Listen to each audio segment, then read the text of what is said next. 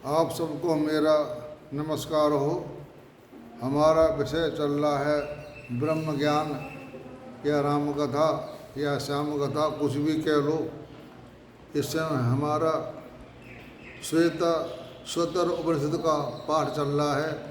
यह तीसरा भाग चल रहा है, क्योंकि यह बहुत लंबा है, इसलिए मैंने इसके भाग बना करके इसकी व्याख्या कर रहा हूँ।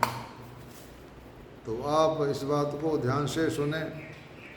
जो अकेला ही प्रत्येक योनि पर, समस्त रूपों पर और समस्त करणों पर आधिपत्य रखता है, जो पहले उत्पन्न हुए कपिल ऋषि हिरण्यगर्भ को सब प्रकार से ज्ञानों से करता है, उस कपिल ब्रह्मा को सबसे पहले उत्पन्न होते हुए देखा था, वे ही परमात्मा हैं। यानी कि जो जगत में देव, पितर, मनुष्य, पशु, पक्षी आदि, कीट पतंग आदि जितने भी योनियां हैं, तथा प्रत्येक योनि में जो भिन्न भिन्न रूप आकृतियां हैं, वे सब उनके कारण रूप पंच सूक्ष्म महाभूत आदि समस्त तत्वों के एकमात्र अधिपति हैं। वह है ब्रह्म। यह परमदेव परमेश्वर इस जगत के क्षेत्र में सृष्टि के समय एक एक जाल को, आदि को और आकाश आदि को बहुत प्रकार से विभक्त करके उसका प्रलय काल में संहार कर देता है, और महामानव और ईश्वर पुनः पहले की भांति समस्त लोकपालों की रचना करके सब पर अधिपति करता है।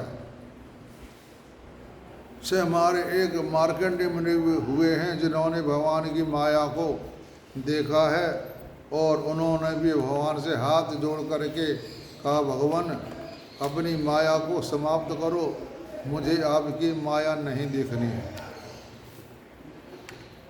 तो जिस प्रकार सूर्य समस्त दिशाओं को ऊपर नीचे और इधर उधर सब ओर से प्रकाशित करता हुआ देदीप्यान होता है, उसी प्रकार वह भगवान स्वामी होने करने के योग्य परमदेव परमेश्वर अकेला ही समस्त कारण रूप अपनी शक्तियों पर आधिपत्य करता है, यानी शासन करता है, जो सबका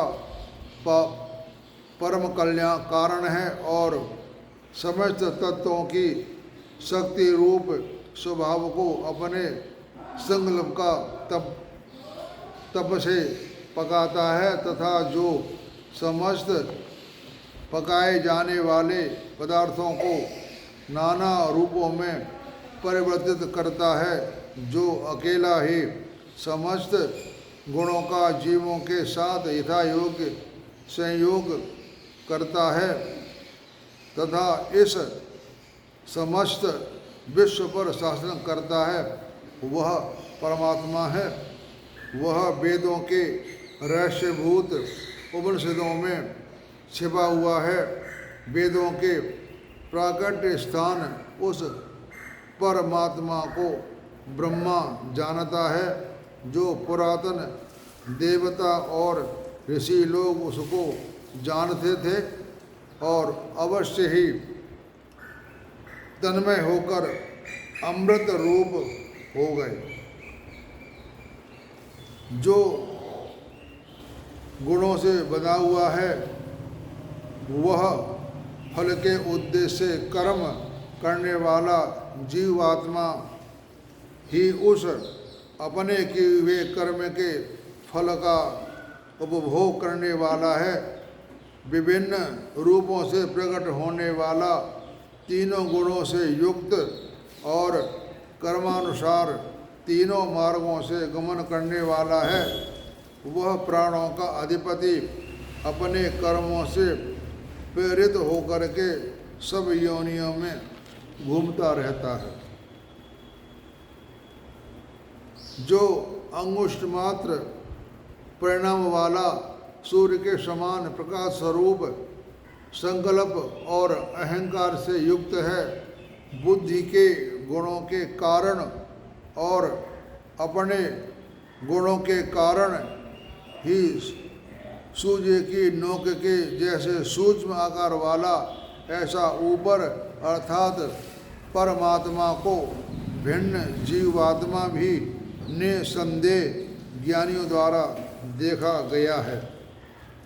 मतलब जितने हमारे महान पुरुष हुए हैं उन्होंने ब्रह्म को देखा हुआ है और बाल की नोक के 100वें भाग के पुनः 100 भागों से कल्पना किए जाने पर जो एक भाग होता है वही उसी के बराबर जीव का स्वरूप समझना चाहिए और वह असीम भावना वाले होने से समर्थ बताया है। यानी यहाँ पर यह जीव की कल्पना की है कि जीवात्मा कितना बड़ा होता है, तो कहा है कि एक बाल की नोक के 100वें भाग का हिस्सा है। एक बाल कितना पतला होता है और उसमें 100वें भाग का एक हिस्सा है, उतना बड़ा जीवात्मा की बड़ा बताया है। और उसके बाद यह जीवात्मा न स्त्री है न पुरुष है और न ही यह नपुंसक है, और वह जिस जिस शरीर को ग्रहण करता है उससे संबंध हो जाता है। जिस जिससे जीव ये संबंध करता है उससे उसका संबंध हो जाता है। और संकल्प, स्पर्श, दृष्टि और मोह से तथा भोजन, जलपान और वर्षा के द्वारा सजीव शरीर को और वृद्धि जन्म होते हैं। यह जीवात्मा गोविंद दे दीजियो ले जाए, गोविंद दे दीजियो बाल जी कह दियो तो ना था गए रोटी फोटी मत लेके जा, मुझे समझ गई बिजली नहीं तो बस कह दीजिए गोविंद। ठीक है, यूँ कौन तो तार ढीलो तो बता दीजिए बात कर दियो। और जलपान और वर्षा के द्वारा सजीव शरीर की वृद्धि और जन्म होते हैं। और यह जीवात्मा भिन्न भिन्न लोकों में कर्मानुसार मिलने वाले भिन्न भिन्न शरीर को अनुक्रम से बार बार प्राप्त होता रहता है। तो जीवात्मा अपने गुणों से तथा शरीर के गुणों से युक्त होने के कारण अर्थात अहंता, ममता आदि अपने गुणों के वशीभूत होकर स्थूल और सूक्ष्म एवं बहुत से रूपों शरीर को स्वीकार करता है। उनके संयोग का कारण दूसरा भी देखा गया है।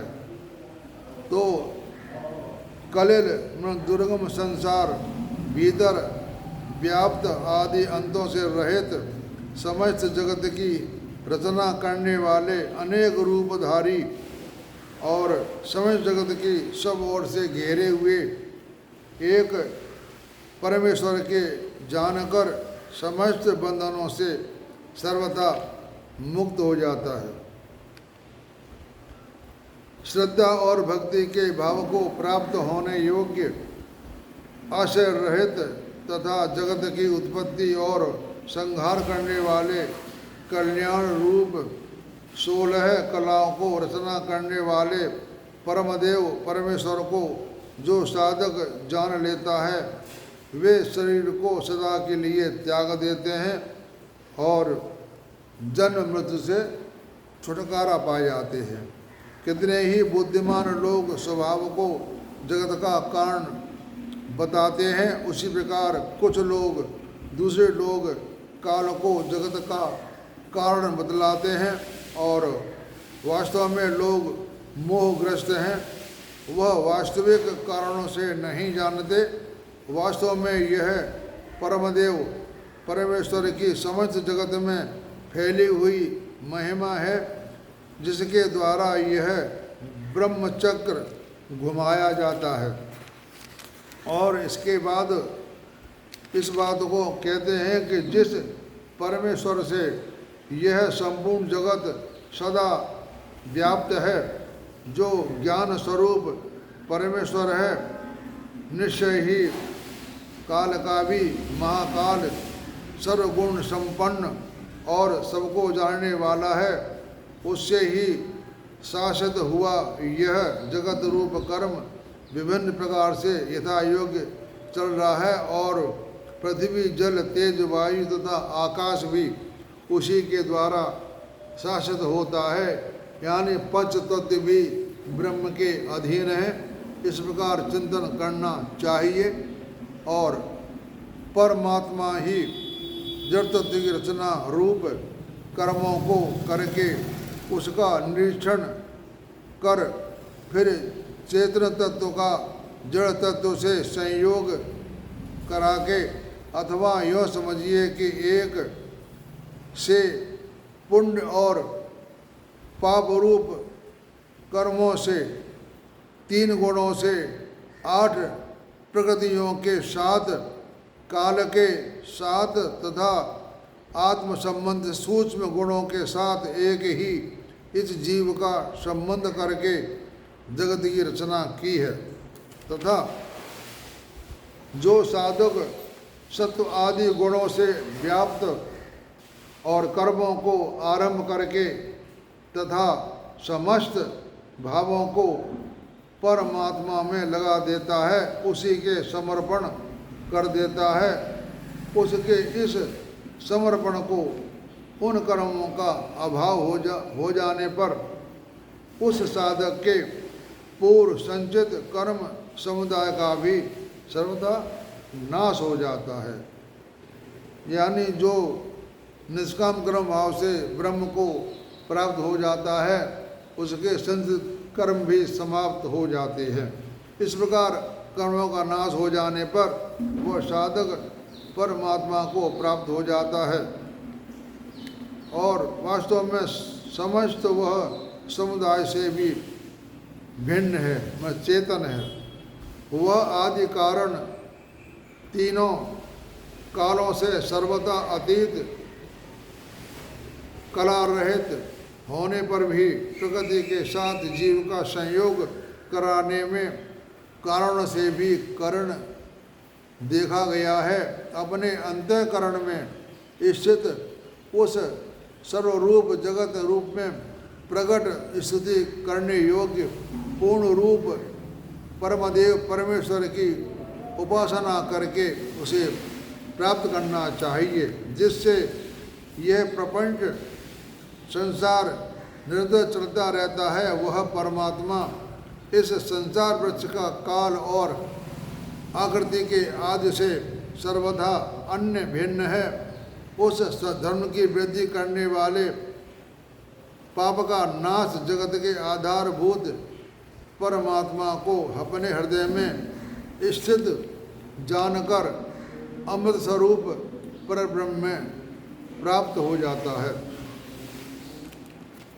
उस ईश्वर के भी परम महेश्वर, संपूर्ण देवताओं के भी परम देवता और पतियों के भी परम पति भुवनेश्वर, समस्त ब्रह्मांड के स्वामी, स्थित करने योग्य उस प्रकाश स्वरूप परमात्मा को सब पर सबको जानते हैं और उसके कार्य और अंतःकरण तथा इंद्रिय रूप करण नहीं है।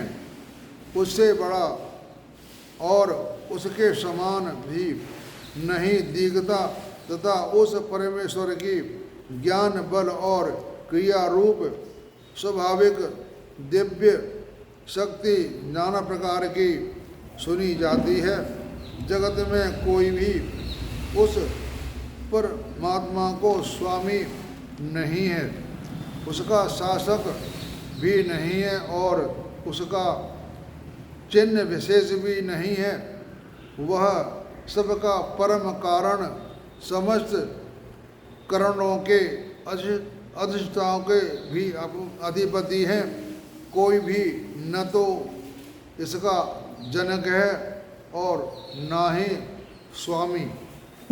तंतुओं द्वारा मकड़ी की भांति जिस एक परमात्मा ने अपने स्वरूप भूत पुरुष शक्ति से उत्पन्न अनंत कार्यों द्वारा स्वभाव से अपने को आच्छादित कर रखा है, वह परमेश्वर हम लोगों को अपने पर ब्रह्म रूप में आश्रय दे। एक देव ही सब प्राणियों के छिपा हुआ है और समस्त प्राणियों का अंतर्यामी परमात्मा सबके कर्मों का अधिष्ठाता है और संपूर्ण भूतों का निवास स्थान, सबका साक्षी और सबके चेतन प्रदान करने वाला है। सर्वथा विशुद्ध गुणातीत भी है और अकेला ही बहुत से वास्तव में अक्रिय जीवों का शासक है और एक प्रकृति रूप बीज को अनेक रूपों में परिणित कर देता है। उस हृदय स्थित परमेश्वर जो धीर पुरुष निरंतर देखते रहते हैं, उन्हीं का सदा रहने वाला परमानंद प्राप्त होता है, दूसरे से नहीं। जो एक नित्य चेतन परमात्मा बहुत से नित्य चेतन आत्माओं के कर्म फल भोगों का विधान करता है, उस ज्ञान योग से और कर्म योग से प्राप्त करने योग्य सबके कारण रूप परमदेव परमात्मा को जानकर मनुष्य समस्त बंधनों से मुक्त हो जाता है। वहाँ न तो सूर्य प्रकाश फैला सकता है और न ही चंद्रमा, ये बिजलियाँ भी वहीं प्रकाशित हो सकती हैं। यह लोके अग्नि तो कैसे प्रकाशित हो सकता है और इसके प्रकाशित होने पर भी उसी के प्रकाश में बतलाए हुए सूर्य आदि सब उसके पीछे प्रकाशित होते हैं और उसके प्रकाश से यह संपूर्ण जगत प्रकाशित होता है। उस ब्रह्मांड के बीच में एक प्रकाश स्वरूप परमात्मा परिपूर्ण है, वही जल में स्थित है, अग्नि में है। उसे जानकर ही मनुष्य मृत्यु रूप संसार समुद्र से सर्वथा पार हो जाता है। जिस परमधामी प्राप्ति के लिए दूसरा मार्ग नहीं है,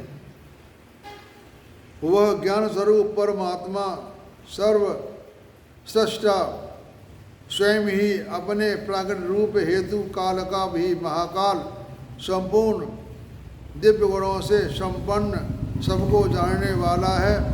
प्रकृति और जीवात्मा का स्वामी, समस्त गुणों का शासक, जन्म मृत्यु संसार में बांधने का स्थिर रहने और उससे मुक्त करने वाला है।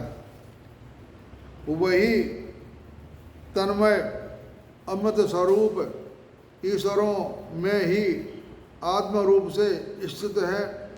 सर्वत्र परिपूर्ण इस ब्रह्मांड का रक्षक है, जो इस संपूर्ण जगत का सदा एक ही शासन करता है। इस जगत का शासन करने के लिए दूसरा कोई भी हेतु नहीं है। जो परमेश्वर निश्चय ही सबसे पहले ब्रह्मा को उत्पन्न करता है और वे निश्चय ही उस ब्रह्मा को समस्त वेदों का ज्ञान प्रदान करता है और उस परमात्मा ज्ञान विषयक बुद्धि में प्रकट करने वाले साधक आश्रय रूप में ग्रहण करता है और कलाओं से रहित, क्रिया रहित, सर्वात शांत, निर्दोष, निर्मल अमृत के परम सेतु रूप जले हुए ईंधन से युक्त अग्नि की भांति निर्मल ज्योति स्वरूप उस परमात्मा को मैं चिंतन करता हूँ। और जब मनुष्यगण आकाश को चमड़े की भांति लपेटे सकेंगे, तब उस परमदेव परमात्मा को बिना जाने भी दुख समुदाय रूप अंत हो सकेगा। यानी हम आकाश को लपेट लेंगे तो हमारा सब चीज़ का अंत हो जाएगा और हम ब्रह्म में लीन हो जाएंगे। आकाश ही ब्रह्म है। यह प्रसिद्ध है कि श्वेतासुर नामक ऋषि, जो मैं आपको श्वेतासुर उपनिषद पढ़ा रहा हूँ, ये एक ऋषि हुए थे, उनका नाम था श्वेतासुर नामक ऋषि।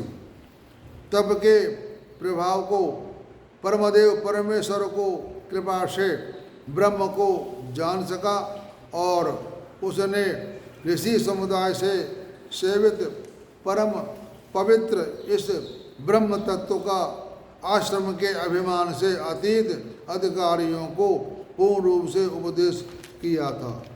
और यह परम रहस्यमय ज्ञान पूर्व काल में वेद के अंतिम भाग उपनिषद में भले भांति वर्णित हुआ था, जिसका अंतःकरण का सर्वथा शांत न हो गया हो, ऐसे मनुष्यों को इसका उपदेश नहीं देना चाहिए। जो अपना पुत्र न हो अथवा जो शिष्य न हो, उसे नहीं देना चाहिए। यानी जिसमें इसकी इच्छा नहीं है, उसको ये बातें सुनाने का कोई फ़ायदा नहीं है। उसको ये बातें नहीं सुनाएं। जिसकी परमदेव परमेश्वर में परम भक्ति है तथा जिस प्रकार परमेश्वर में है, उसी प्रकार गुरु में भी है, उस महात्मा पुरुष के हृदय में ही ये बताए हुए रहस्यमय अर्थ प्रकार से प्रकाशित होते हैं, उसी महात्माओं के हृदय में प्रकाशित होते हैं। अब मैं अपनी वाणी को विराम देता हूँ। हरि ओम तत्सत।